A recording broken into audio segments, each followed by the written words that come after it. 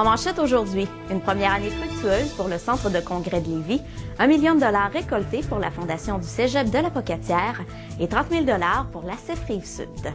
Mesdames et messieurs, bonjour. Voici vos actualités Informe Affaires de ce mercredi 3 juin 2009.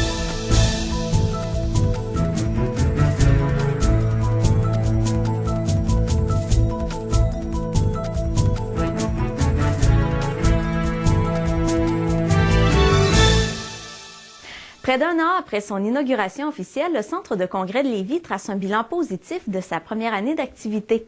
Sans avoir le chiffre exact, on confirme que le nombre de visiteurs a dépassé les prévisions de 120 000 visiteurs fixés pour cette année. Les retombées économiques directes et indirectes, quant à elles, se chiffrent à 4 millions de dollars. Pour la deuxième année d'exploitation, le Centre a développé une nouvelle approche afin de conserver et aussi augmenter sa clientèle. Un nouveau site Internet qui sera en ligne prochainement et de nouveaux outils de commercialisation font partie de cette stratégie. La Fondation du Cégep de la Pocatière a amassé plus de 1 million de dollars dans le cadre de sa campagne de financement annuel. L'exercice qui se termine le 30 juin prochain a comme objectif de récolter 1 150 000 dollars.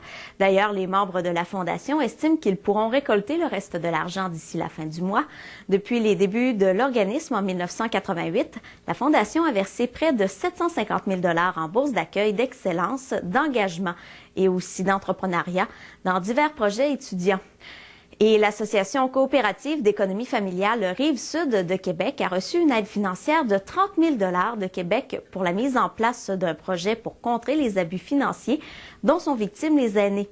Ce sera le projet La gestion des biens du patrimoine chez les aînés qui bénéficiera des fonds versés par Québec. Le projet permettra de comprendre le phénomène des abus financiers chez les aînés pour ensuite proposer des solutions. À terme, ce projet permettra de produire un outil de sensibilisation à la problématique.